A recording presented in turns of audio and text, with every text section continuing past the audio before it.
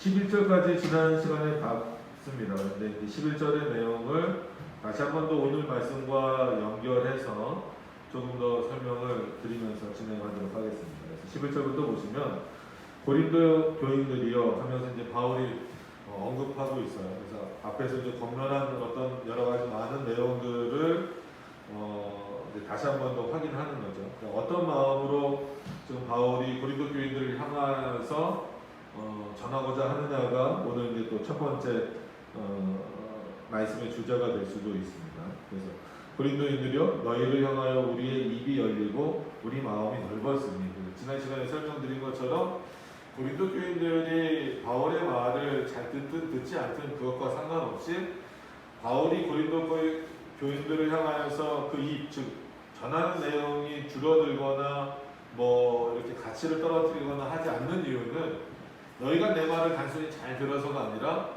하나님이 나에게 이렇게 명령하셨고 하나님의 뜻 안에서 볼 때는 비록 너희는 아직 뭔가 좀 덜 그러니까 신앙적으로 덜 성숙하고 부족한 면이 있어 보이지만 그럼에도 불구하고 하나님의 은혜와 긍휼을 받는 차원에서는 믿음이 많이 성장해 보이고 가르치는 자로 있는 바울이나 아니면 믿음이 부족하고 뭔가 더 이렇게 성장해야 될 것처럼 보이는 고린도 교인들이나 하나님 앞에서는 똑같은 하나님의 은혜와 긍휼이 필요한 백성들이다라고 하는 것을 알고 있기 때문에 바울은 다시 한 번 더 말하고 있는 거예요. 너희가 어떻든지 간에 나는 너희를 향한 마음을 좁히지 않겠다라고 하는 거예요. 그러면서 12절로 넘어가서 보시면 그럼에도 불구하고 너희는 지금 어떤 상태냐면 우리를 향해서 마음이 좁아졌다. 그러니까 바울을 향해서 마음이 좁아졌다라고 하는 것은 궁극적으로 하나님을 향해서 마음이 좁아졌다. 이거는 상당히 위험한 거거든요. 특히나 그리스도인들에게 있어서 여러 가지 가치를 두고 사는 데 있어서 그 마음을, 우리가 마음이 있어야 뭘 한다 그러잖아요. 물론 이제 자신을 표현하기 위해서 아니면 어떤 목적을 이루기 위해서 마음도 없이 어떤 일들을 하기도 해요. 그거는 뭐 아부라고 하기도 하고 가식이라고 하기도 하지만 대부분 모든 일들은 마음이 있어야 됩니다. 심지어 밥을 먹는 것조차도 내가 마음이 없으면 한 끼 안 먹을 수도 있잖아요. 꼭 뭐 세 끼 먹어야 되는 거 아니란 말이에요. 그 정도로 사람에게 있어서는 그 마음을 먹는다라는 것이 굉장히 중요한 의미입니다. 근데 오늘은 10절에 보시면 뭐라고 그래요? 11절과 12절이 대조가 되잖아요. 바울은 고린도 교인들이 어떠함을 알고 있음에도 불구하고 너희를 향한 마음을, 즉 입을 좁히지 않겠다라는 거죠. 근데 12절은 너희가 우리 안에서 좁아진 것이 아니라, 이 얘기는 뭐냐면 이미 너희가 내 말을 듣는 것이 이미 좁아졌다. 내가 봐도 안다라는 거죠. 그런데 그거는 오직 너희 심정에서 좁아진 것이다. 왜 그러냐면 너희 마음이 우리에게 없다는 거예요. 즉 바울의 말을 듣고자 하는 그 마음이 사라졌다라는 거죠. 그러면 그건 궁극적으로 하나님의 말씀으로부터 멀어질 수밖에 없는 그런 결과를 낳게 된 겁니다. 그래서 오늘 이제 우상숭배와 관련된 내용도 많이 나오고 하지만 이미 이 내용은 우리가 고린도전서도 쭉 살펴봐서 아시겠지만 고린도전서에서도 여러 번 비판하고 있는 내용입니다. 그러니까 고린도 지역을 향하여서 너희 왜 자꾸 그리스도인들이라고 하면서 너희 이제 유대교에서 돌아서서 예수 그리스도를 믿는다라고 하면서도 여전히 우상숭배에 빠져 있고 또 결혼 문제도 다루잖아요. 오늘도 이제 여기 이제 몇 절인가요? 15절에 너희가 어찌 믿지 않는 자가 어찌 상관하며, 이거를 이제 결혼 문제로 바울이 다시 한 번 더 짧게 언급하고 넘어가는 부분이거든요. 그래서 어떤 그런 결혼 문제와 관련돼서도 믿음이 가장 중요하고 핵심적인 그 기준이 되어야 되는데 너희가 그러지 못하게 된 것은 결국은 마음이 좁아졌기 때문이다. 누구에 대한 마음? 하나님에 대한 마음이 좁아졌기 때문이다. 그래서 바울이 지금 어떻게 권면하려고 하냐면 그럼에도 불구하고 내가 너희들에게 권면한다. 어떤 마음으로 할 거냐면 13절에 보세요. 내가 자녀에게 말하듯 하겠다라는 거예요. 이게 이제 하나님께서 바울에게 주신 마음인 거죠. 그러니까 부모의 마음이 그렇잖아요. 자녀가 말을 잘 들으면 참 좋죠. 말을 잘 듣는데 부모가 뭐 기분 나쁘거나 이런 일은 전혀 없잖아요. 그리고 이제 자녀를 키워보시는 분들은 다 아시겠지만 당연히 자녀가 내 말을 잘 듣고 잘 따라주길 어느 부모든지 다 원할 거예요. 그리고 뭐 보통 일반적인 그런 부모와 또 상식을 가진 부모는 그 자녀가 당연히 잘 되길. 이 성경에서도 진짜 말 그대로 도적의 아들이라고 할지라도 강도의 아들이라고 할지라도 자녀가 잘 되기를 바랄 것이다. 그 정도의 마음. 이게 그러니까 아버지의 마음이라고 하는 것, 즉 부모의 마음이라고 하는 것은 어떤 면에서는 그 자녀의 마음을 좀 뛰어넘는 거죠. 그 뛰어넘는다는 게 뭐야? 말 잘 들을 때만 잘해주고, 자녀는 그럴 수 있어요. 부모가 나에게 뭘 잘해주거나 뭐를 이렇게 좋은 거를 해주거나 어렸을 때나 컸을 때나 뭐 물질을 준다거나 뭐 뭘 이렇게 잘해주거나 이러면 그냥 좋아하는데 또 좀 뭐라고 하거나 좀 화를 내거나 그러면 또 뭐야 이렇게 좀 멀어지는 게 이게 자녀잖아요. 근데 부모는 그렇지 않단 말이에요. 때로는 뭐 화를 내기도 하고 매를 들기도 하지만 그 화를 내고 매를 드는 이유는 뭐예요? 사랑하기 때문에 그런 거죠. 이 자녀가 내 말을 잘 들을 때도 사랑하지만 화를 내고 매를 든다고 사랑하지 않는 게 아니잖아요. 말을 듣지 않을 때도 그 자녀를 사랑하고 오히려 말을 듣지 않을 때 더 관심을 갖고 더 말하게 되고 더 권면하게 되는 게 부모의 입장이잖아요. 지금 바울이 그렇게 하겠다라는 거예요. 그러니까는 어떤 의미에서는 영적인 아버지로서 고린도 교인들에게 바울이 있기를 원하는 거고, 그건 바울이 그 고린도 교인들 위에 군림하겠다는 그런 차원이 아니라 영적인 지도자로서 그들에게 해야 될 말을 하는데 어떤 관계로 했으면 좋겠느냐라고 했을 때 바울은 이거를 전면에 내세우는 거예요. 단순히 선생처럼, 물론 선생님도 훌륭한 거죠. 선생님과 제자의 관계는 굉장히 훌륭한데 단순히 이렇게 뭔가를 가르치고 막 위에서 막 명령하듯이 찍어 누르는 이런 관계가 아니라 정말 너희를 사랑하는 부모의 마음으로 하겠다는. 그럼 바울이 고린도 교인들을 향하여서 그렇게 말을 제대로 잘 듣지도 않고 마치 부모의 말을 잘 듣지 않는 자녀를 둔 것과 같은 그런 상태에 있는 고린도 교인들인데 그들에게 하나님의 말씀을 부모처럼 너희가 내가 자녀를 대하듯이 전하겠다라고 하는 그 근본적인 이유는 물론 바울이 고린도 교인을 사랑하는 마음도 있지만 뭐겠어요? 하나님의 사랑을 먼저 체험한 자라는 거죠. 바울이 하나님의 말씀을 떠나 살고 있을 때도 하나님은 누구의 하나님이에요? 바울의 하나님이신 거예요. 바울이 그걸 깨달은 거지. 다메섹 항에서 예수 그리스도를 만났다라고 할 때는 여러 가지 많은 의미들이 있지만 오늘 말씀으로 보면은 뭐예요? 하나님은 언제나 자신의 백성의 하나님이신 거예요.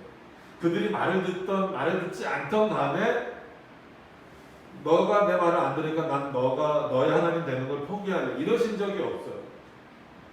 오히려 말을 듣지 않으면 않을수록 다시 한 번 더 확인시켜 주는 게 내가 너의 하나님. 이거 뭐야? 내 말을 들으라. 내가 너의 아버지야. 그리고 너는 내 백성이고 내 자녀야. 이거를 끊임없이 상기시켜 주는 거잖아. 어떤 그런 방법론을 지금 바울이 똑같이 쓰고 있는 거죠. 나도 하나님으로부터 사랑을 입었고 그리스도의 자녀가 되었다라고 했기 때문에 이렇게 말 안 들었던 그리고 하나님의 말씀을 오해했던 바울 자신을 하나님이 바꿔주셨던 것처럼 어떤 마음, 부모의 마음을 바꿔주셨던 것처럼 나도 너희들을 대할 때 뭘 단순히 이렇게 막 지적하는 정도 수준이 아니라 정말 사랑하는 마음, 자녀를 사랑하는 마음. 여러분 자녀를 사랑하는 마음은 어떻게 이렇게 어떤 미사옥으로도 표현하기가 쉽지 않잖아요.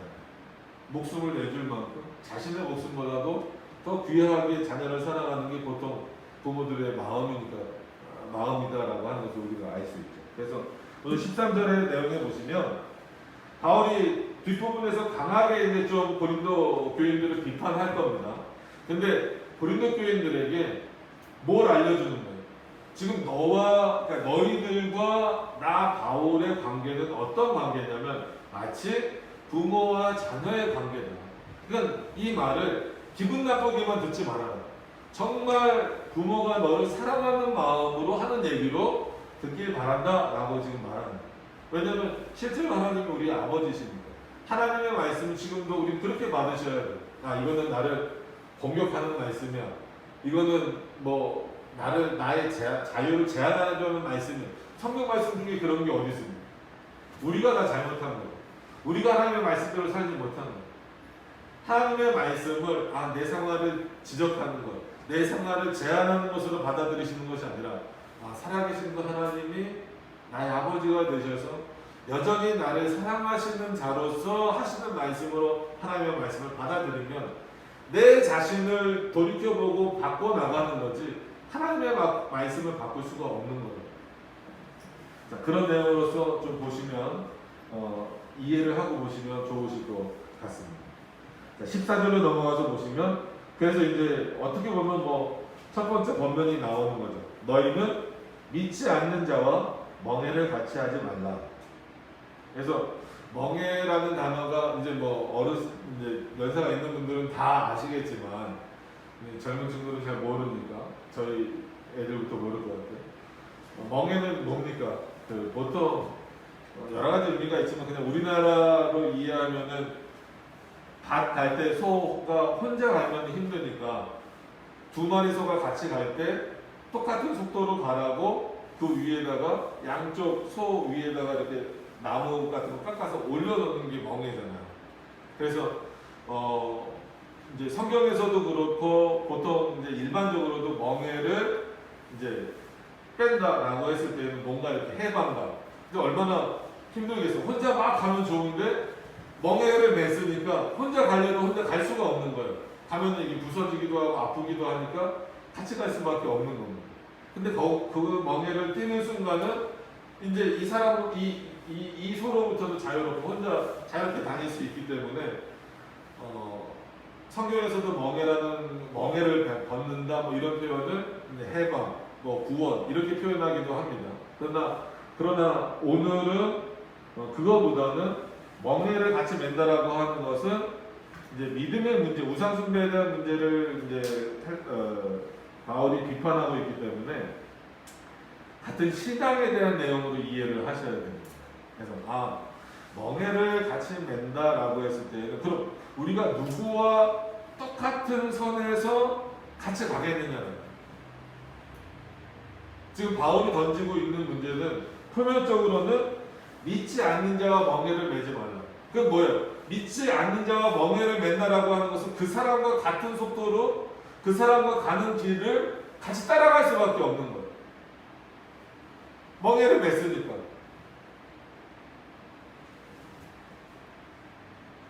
그렇기 때문에 이 멍에를 우리는 그러면 매야 된다면 누구랑 매야 되겠냐는 거예요. 그래서 오늘 본문이 결혼하고도 연결이 된다는 것이고 사회관계라고도 연결이 되고 그리스도인들의 인간관계라도 연결이 되는 거예요. 지금 고린도 교인들에게 말하고 있는 겁니다. 너희는 그러면 멍에를 매야 된다라고 한다면 그 멍에를 누구랑 매는 게 옳은 것이고 누구랑 매고 갈 거냐는 거예요. 믿지 않는 사람들은 당연히 우상숭배로 갈 텐데 그러면 너희와 멍에를 매려면 같은 믿음이어야 된다. 바울이 이걸 강조하고 싶은 거예요. 그렇기 때문에 너희 성도들끼리는 고린도 교인들끼리는 같은 멍에를 매라. 믿지 않는 자들과 멍에를 매기 시작하면 그 결과물은 어떤 곳으로 가는 거예요? 하나님의 말씀이 아닌 다른 곳으로 갈 수밖에 없다. 왜냐하면 이유가 여기 이제 나오죠. 14절 중반부터 의와 불법이 어찌 함께하냐. 아까 말씀드렸다시피 멍에는 결국 멍에를 맺더라도 같이 간다라는 거예요.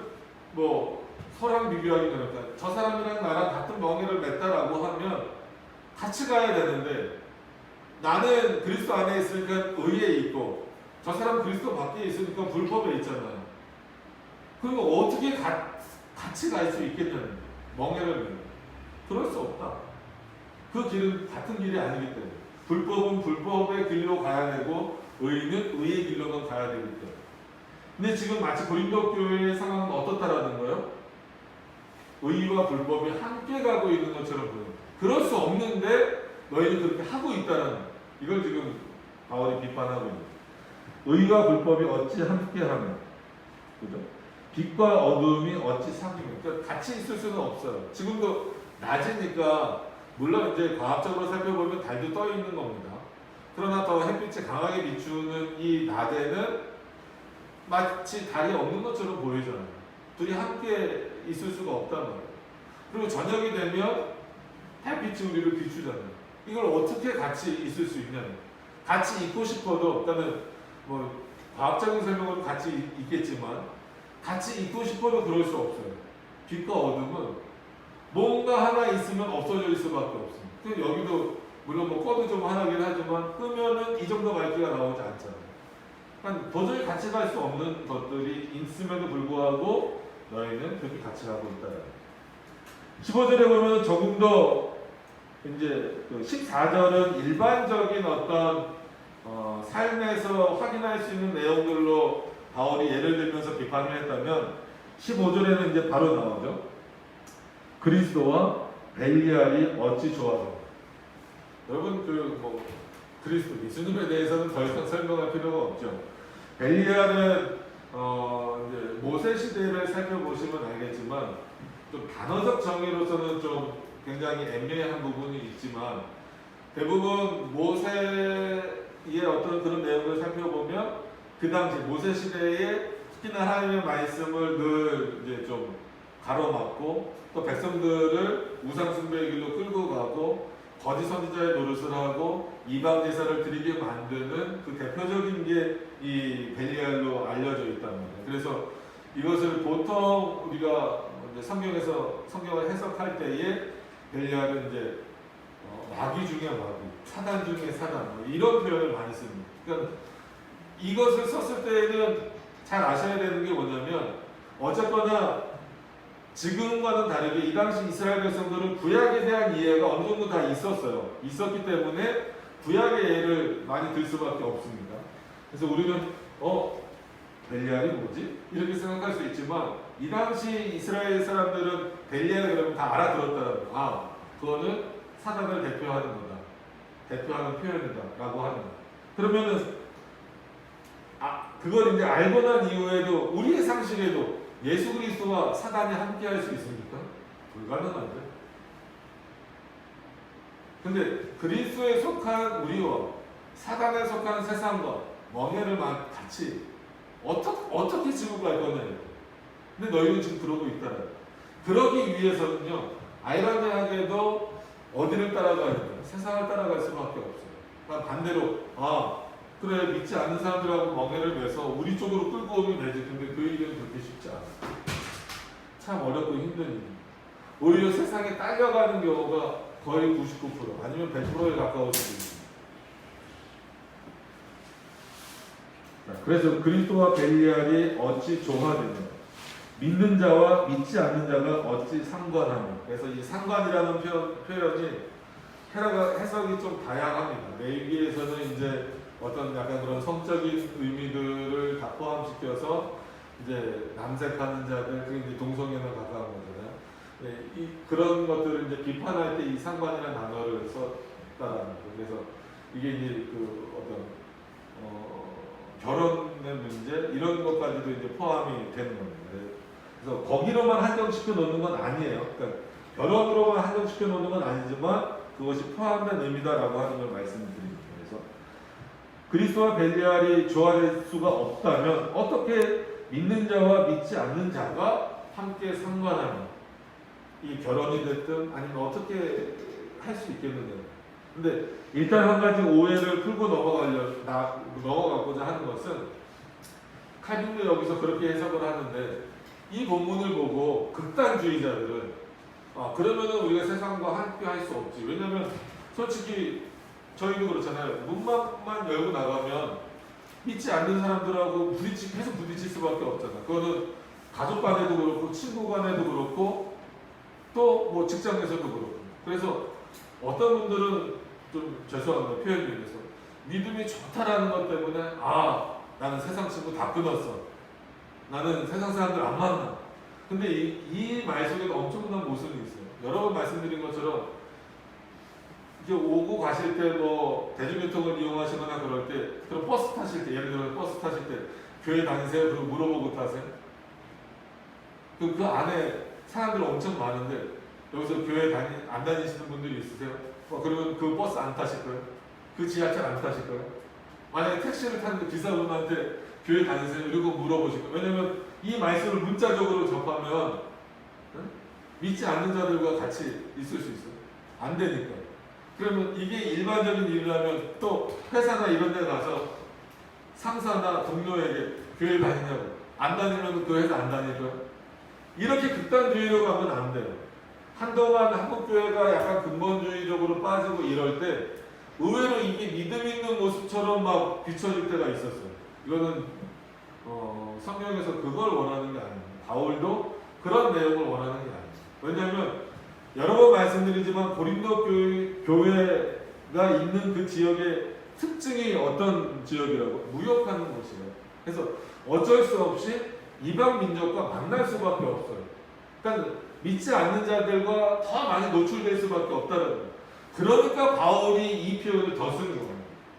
그들과 뭐 상업이나 무역이나 이런 것들을 하지 말라는 내용이 아니라 그런 한마디로 비즈니스적인 관계를 떠나서 그들과 더 친밀하게 아니면 더 깊은 관계로 발전해서 그것이 너희의 믿음을 해치게 되는 것은 안 된다는 거예요.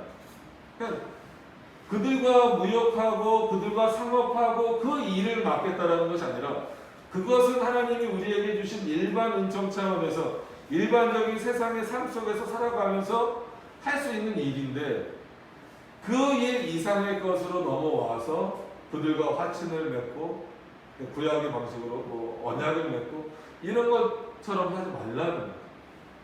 그래서 여전히 우리도 세상 가운데 살아야 됩니다. 그래서 더 어려운 거예요. 그러니까 고린도 지역이 자꾸 이런 실수를 하는 게 그런 이방 민족들과 만나다 보니까 자연스럽게 그들과 함께 문화적인 교류도 할 거 아닙니까? 그러니까 그들의 신을 받아들이고 그들의 문화를 받아들이는 일이 자꾸 생겨나는 거예요. 그러니까 바울이 강조하는 거는 그러면 그들과 그런 무역과 상업을 계속하면서도 너희를 지킬 수 있는 길은 뭐밖에 없다? 하나님의 말씀을 늘 되새기고 너희 안에서 그 성결을 유지할 수 있도록 애쓰고 힘쓰고 노력하는 것 이외에는 없다는 거예요. 근데 지금 어떻게 보면 우리의 삶과 똑같아요.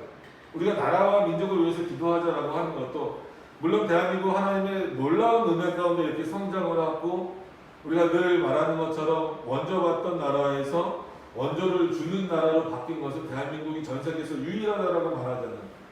이거는 한국 민족이 열심히 살아간 것도 있지만 우리 입장에서 보면 뭡니까? 하나님의 놀라운 은혜인 거죠. 그럼에도 불구하고 여전히 나라와 민족을 위해서 기도하자라고 하는 것은 아직은 기독교 국가가 아니잖아요.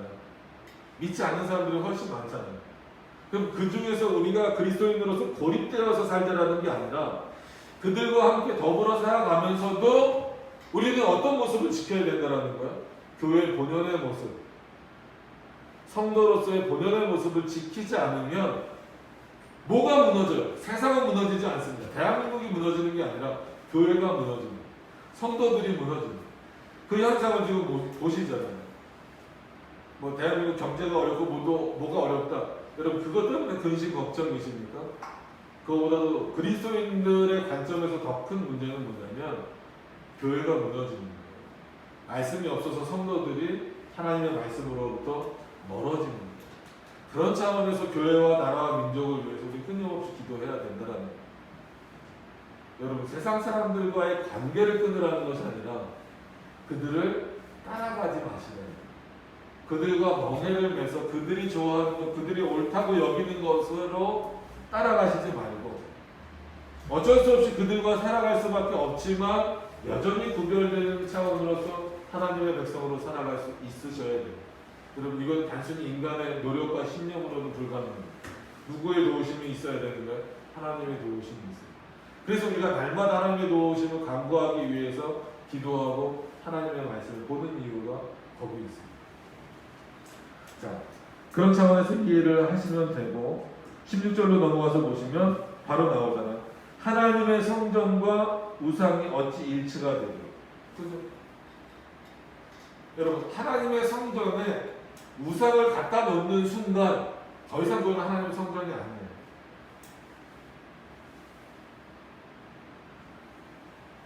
아무리 우리가 그곳에 모여서 예배를 드렸었다 하더라도 거기에 우상을 갖다 놓는 순간 더 이상 그곳은 성전이라고 말할 수가 없습니다. 그래서 구약 시대에서도 뭐가 나와? 산당이 나오잖아요. 그러니까 히스기야를 구약 시대의 종교 개혁자다 이렇게 부르는 이유가, 물론 히스기야도 잘못한 부분이 있지만 이스라엘 왕들 중에는 하나님을 잘 따르는 왕도 있고 그렇지 않는 왕도 있었잖아요. 근데 하나님을 잘 따르는 왕들도 뭐는 못 없앴다 그랬어요. 산당은 못 없앴어요. 왜냐하면 백성들이 거기 가서 하나님께 제사 드립니다. 근데 왜 산당이 계속 문제가 됐습니까? 원래 산당은 이스라엘 게 아니잖아요.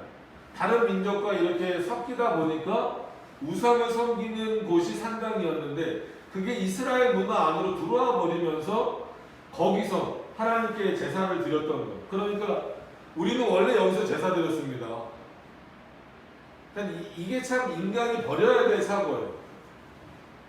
뭐가 원래는 하나님이 명령하신 게 원래 우리 겁니다라고 말해야 되는데, 산당이 그 당시 구약의 배경으로 보더라도 산당이 이스라엘 문화에 들어온 것은 얼마 되지 않았어요.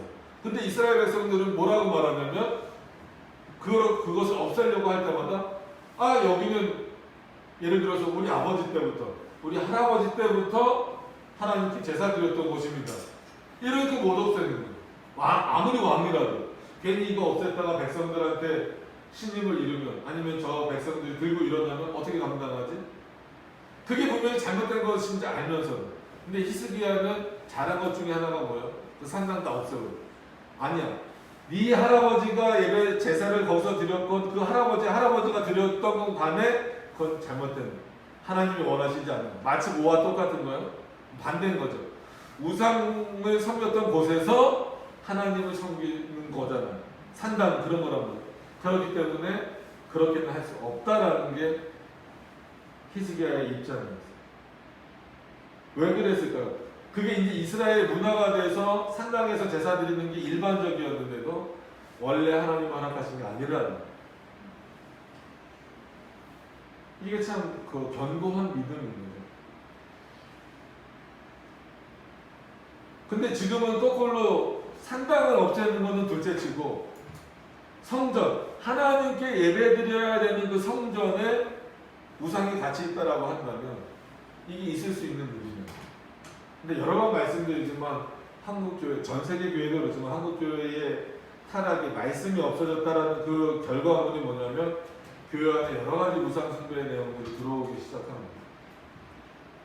계속 말씀드리는 것처럼 절기 문제, 아니면 뭐 여러 가지 무슨 뭐 그런 뭐 은사에 대한 문제들, 복잡한 문제들이 참 많죠. 근데 오늘 바울이 그거를 지적하고 있는, 하나님의 성전과 우상이 어찌 일치가 되고, 일치될 수가 없죠. 그러면서 바울이 뭐라고 말합니까? 우리는 살아계신 하나님의 성전. 여러분 정말 이런 말씀이 마음속에 정말 완전히 박히셔야 돼요. 바울이 지금 하고자 하는 얘기는 아까 말씀드린 것처럼 바울도 하나님의 성전이고 너희들도 하나님의 성전이고, 고린도 교인들 너희들. 그냥 보기에는 바울이 훨씬 훌륭해 보이고 그들은 좀 부족해 보여도 그거랑 상관없다라는 거예요. 하나님이 너희를 택하셨다라고 한다면 너희는 하나님의 백성이고 너희가 있는 곳이 곧 성전이고 너희가 성전이고, 우리는 살아계신, 죽은 우상이 아니라 살아계신 하나님의 성전이다. 근데 어떻게 너희 마음 가운데 우상을 둘 수 있느냐? 그 길로 아예 가지 말라는 거예요. 걸어가지도 말고 관심을 두지도 말라는 거예요. 마음을 뺏겨 버리지 말라는 거예요. 지금 너희 마음이 하나님께는 좁혀져 있고 어디로 넓혀져 있는 거예요? 오히려 우상을 향해서, 마치 여기 나온 것처럼 벨리알을 향해서, 믿지 않는 자들을 향해서 너희 마음이 열려져 있어 버리면 너희는 분명히 하나님의 성전인데, 여러분 성전을 쓰고 닦는 일 굉장히 중요하다라고 말씀드렸어요. 그래서 교회에서 뭐 청소 봉사하시고 뭐 이런 모습 참 다 훌륭합니다. 당연히 그렇게 해야 되죠. 그러면 눈에 보이는 이 예배당, 이 성전만 쓰고 닦는 게 중요할까요? 물론 그것도 그게 안 중요하다는 건 아닙니다. 중요하지만 더 중요한 건 우리 마음의 성전. 예수님도 그렇고 바울도 그렇고 뭐라 그래요? 너희는 하나님의 성전이다. 늘 예배하는 곳이라는 거예요. 여러분들이 각자 삶 속에서 흩어져 계실 때에도 여러분들은 뭐예요? 예배자로 있는 거예요. 예배하는 성전이에요. 여러분들 자체가. 이렇게 모여서 우리가 공예배라는 이름으로 모였을 때만 우리가 예배당에 들어와 있고 성전 안에 있다 이런 개념이 아니라 여기서 당연히 그런 거고, 그렇기 때문에 이 모여서 드리는 공예배를 정말로 인간의 사고와 인간의 감정이 들어오지 않게 하기 위해서 개혁교회가 힘쓰는 이유도 그거예요. 각자 흩어져 있을 때에도 우리는 성전의 모습을 유지해야 됩니다. 즉 거룩함을 유지해야 되고. 그래서 지난 시간 예배 끝나고 저희 막내가 물어보요. 아빠 거룩한 게 뭐야? 참 한마디로 설명하기 굉장히 어렵지만 결국 뭡니까? 하나님의 뜻을 따라가는 거잖아요. 하나님의 뜻대로 어떻게 보면 내 삶을 바꾸는 거잖아요. 내 안에 있는 죄악을 완전히 다 꺼내버릴 수는 없지만 죄악된 모습들을 다 걸러내고 다 버려버리고 더 하나님께로 가까이 갈수록 우리는 거룩해져 가는 거잖아요. 그게 성화의 길이라는 거예요. 그러면 그런 삶을 사시다가 주일날 이곳에 오셔야 됩니다. 그래서 뭐 썬데이 크리스찬 뭐 이런 표현 많이 쓰잖아요. 주일날만 그리스도인처럼 사는 그런 모습이 아니라, 그러면은 하나님이 기뻐하시지 않죠. 그것이 아니라 날마다 매 순간마다 하나님이 우리를 잊어버리시지 않는 것처럼 우리가 늘 하나님을 찾고 또 하나님의 말씀대로 살고 그 말씀에 비춰가서 내가 지금 옳게 살고 있는지, 내가 구별되게 살고 있는지, 성결되게 살고 있는지를 늘 확인하는 자가, 그런 자들이 함께 모여서 주일날 예배드리고 함께 하나님께 영광을 돌려드릴 때 하나님 그 예배를 기뻐 받으시는 거예요. 지금 고린도 지역의 사람들에게, 고린도 교인들에게 바울이 말하는 내용도 뭡니까? 너희들이 모여서 예배 드릴 때만 거룩한 척 하지 말라는 거예요. 그리고 너희가 모여서 예배 드릴 때 우상적인 요소, 우상 숭배적인 요소가 보이는 이유는 뭐일까요? 왜 그럴까요? 평상시 삶이 어떻다라는 거예요? 성전답게 살지 못하기 때문에. 우리가 하나님의 말씀대로, 우리가 하나님의 성전이라는 것을 기억하고 일주일을 살다가 교회 오는 것과, 어쩔 수 없으니까 바쁘니까 요즘엔 뭐 상황이 이러니까 그냥 세상 가운데 살고 있다가 주일이네 하고 오는 것과는 겉모양은 똑같을 수 있어요. 그러나 그 신앙의 자세는, 삶의 내용은 전혀 달라질 수밖에 없다. 지금 바울은 단순히 그 고린도 지역에 있는 교회 안에 어떤 뭐 우상을 섬기는 그런 뭐 제단이 있다든지 아니면 우상의 물건이 있다든지 이것 정도만 지적하는 게 아닙니다. 너희가 모여서 드리는 그 예배가 정말 하나님이 받으실 만한 그런 예배가 되기 위해서는 너희들의 평상시의 일상생활 속에서 어떤 모습이 있어야 되냐면 그리스도와 벨리알이 함께할 수 없다라고 하는 그 확고한 믿음으로서의 구별됨과 성결함이 있어야 된다는 거예요. 그들과 함께 멍해지는 일이 없어야 된다는 거예요. 왜냐하면 너희는 뭐니까? 살아계신 하나님의 성전입니다. 저도 그렇고 여러분들도 마찬가지예요. 그때만이 아니에요. 바울도 살아계신 하나님의 성전입니다. 고린도 교인들도 살아계신 하나님의 성전이랍니다. 저도 하나님의 성전입니다. 여러분들도 하나님의 성전입니다. 이곳에서는 당연히 우리가 성전인 것을 알고 거룩함을 유지하려고 애쓰죠. 근데 저도 밖에 나가면 목사라고 안 부르잖아요.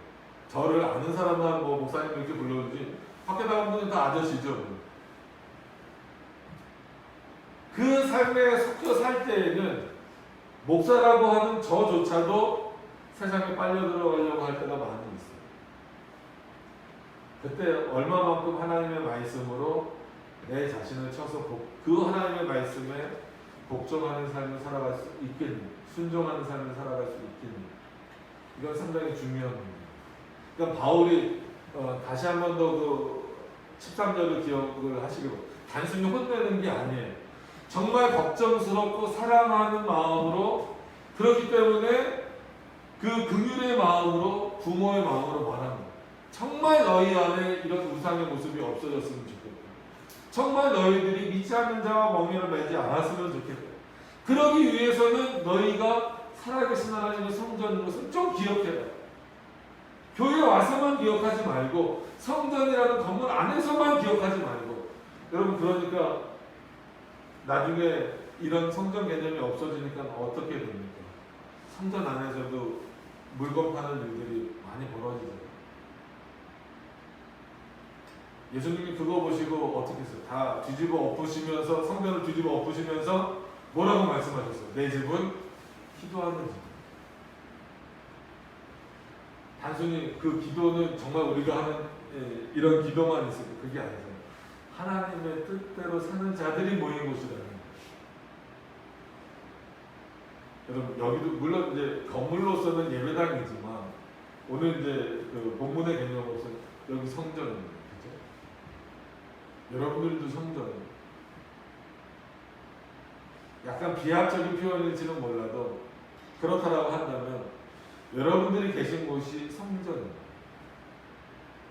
거기에 누가 함께 있던지 그것과 상관없이 여러분들은 그곳에서 여러분들이 성전이다라고 하는 것을 잊어버리시면 안 됩니다. 가정에서도 직장에서도 많은 어떤 유혹이나 유혹거리들이 있고, 아니면 내가 넘어갈 수 있는, 내가 더 그게 좋아 보이는데 할 수 있는 내용들이 많이 있어요. 그때마다 기억하시라는 거예요. 나는 살아계신 하나님의 성전이다. 바울이 그 말을 던집니다. 너희가 왜 거기로부터 벗어나와야 되냐? 우상으로부터 벗어나와야 되고 믿지 않는 자들과 멍에를 매지 않아야 되는 이유가 뭐냐면 너희는 하나님의 성전이기 때문에. 바울이 조금 더 가깝게 얘기합니다. 이와 같이 하나님께서 뭐라고 말씀하시냐면 16절 중반부입니다. 내가 저희 가운데 거하노. 하나님이 우리 가운데 계신데요. 당연한 거죠. 두루 행하여 반드시 아주 세밀한 것까지 다 역사하신다는 거예요. 다 아시고 나는 저희 하나님이 되고 저희는 나의 백성이 됩니다.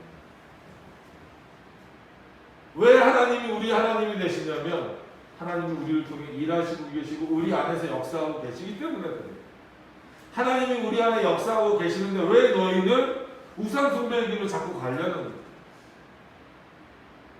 왜 믿지 않는 자들의 모습을 더 좋아 보이고 그들로 따라가려고 하냐는 거예요. 내가 너 안에 있는데, 내가 너 안에서 역사하고 있는데, 너 옆에 두루 행하고 있는데 반드시 기억하고 확인하라는 거예요.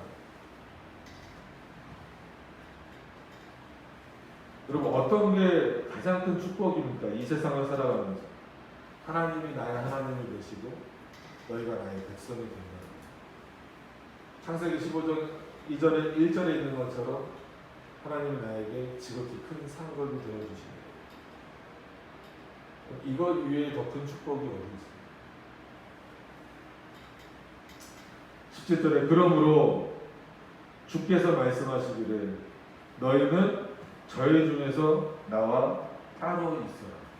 이거는 정말로 이제 무슨 울타리를 쳐놓고 이스라엘 그런 얘기가 아닙니다. 구별을 대라는 성결을 유지하라는 거예요. 따로 있고 부정한 것을 만지지 말라. 내일처럼 굉장히 자세히 나오잖아요. 지금 우리가 그것을 문자적으로 따를 수는 없습니다. 따라서도 안 되고 만식교처럼 돼지고기 안 먹는다고 성결해지는 거 아니에요. 선지국 안 먹는다고 성결해지는 거 아니에요. 이제는 어떤 그런 음식이라든지 의복이라든지 이런 것만으로 성결을 확인할 수가 없어요. 하나님은 우리를 자신의 백성으로 불러주셨고 우리 안에 역사하신다라고 하는 것, 그리고 부정한 것을 많이 그런 차원에서 부정한 것을 만지지 말라라고 하는 것은, 그럼 구약 시대의 제사를 잠깐 생각해 보세요. 오늘 이제 출애굽기 읽었던 것처럼. 그러면 어떻습니까? 특히나 제사장들은 제사 드릴 때에 그 드리는 그 재물도 굉장히 흠없고 이런 것들을 굉장히 신경 썼죠. 그리고 또 하나 신경 쓴 게 뭐 있습니까?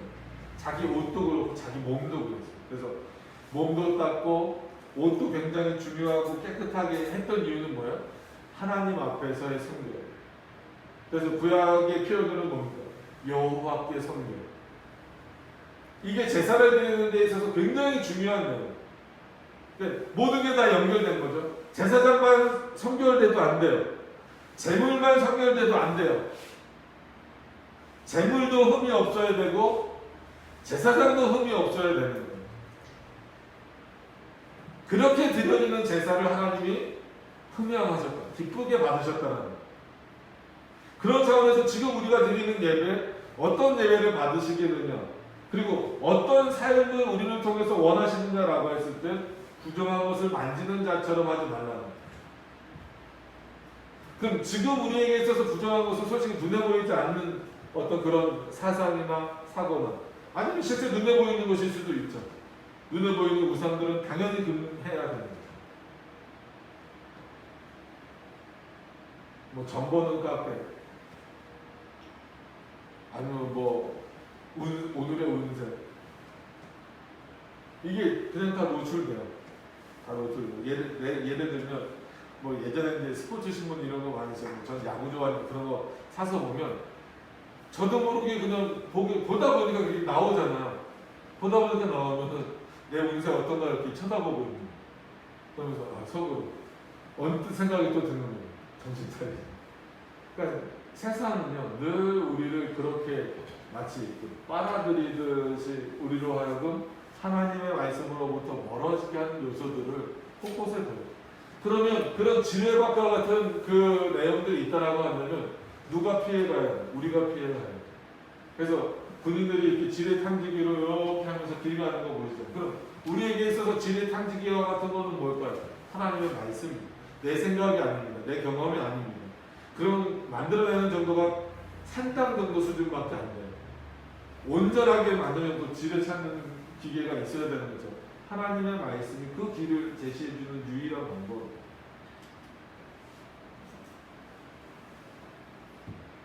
왜냐하면 그 부정한 것을 만지지 말아야 되는 이유가 뭐냐면 내가 너희를 영접해요. 여기서 내가는 바울이 아니죠. 예수 그리스도. 예수 그리스도 내가 너희를 영접했다라는 건 너희를 죄로부터 구원했지 않냐. 이미 그런 모든 세상의 죄악으로부터 내가 너희를 구원해냈는데, 그래서 내가 너희를 받아줬는데 너희는 왜 다시 부정한 것으로 돌아가려고 하는가. 18절에 또 언급되고 있습니다. 이거는 뭐 계속해서 강조해도 지나치지 않는 말씀입니다. 그래서 제가 설교 중에도 여러 번 말씀드린 것처럼 참 좋아하는 말씀입니다. 단순히 좋아하는 말씀 정도가 아니라 정말 마음속에 새기고 우리가 살아가는 말씀이다라고 말씀드렸던 것처럼 한 번 더 반복이 됩니다. 16절에 그 말씀이 그리스도가 우리를 영접하였기 때문에 너희에게 아버지가 되고 너희는 내게 자녀가 되리라. 예수님이 말씀하십니다. 하나님도 구약시대에 이스라엘 백성들을 향하여서, 모세를 향하여서도 아브라함을 향하여서도 뭐라고 그래요? 나는 너희 하나님이고 너희는 내 백성이다. 예수님도 지금 교회를 향하여서 뭐라고 말씀하시는 거예요? 나는 너희 하나님이고 너희는 내 백성이다. 왜냐하면 그리스도가 우리를 영접해주고 받아주셨기 때문에. 그러니까 너희는 다시 더러운 곳으로 가지 말라는, 부정한 곳으로 가지 말라는, 우상으로 가지 말라는, 내가 너희 하나님인 것을 잊지 말라는. 여러분, 그리스도가 우리 하나님인 것을 잊지 말라는 그 의미는 뭐겠어요? 그가 우리를 위해서 죽으셨다라는, 그가 우리를 위해서 다시 사셨다라는, 지금도 우리를 위해서 일하고 계신다라는.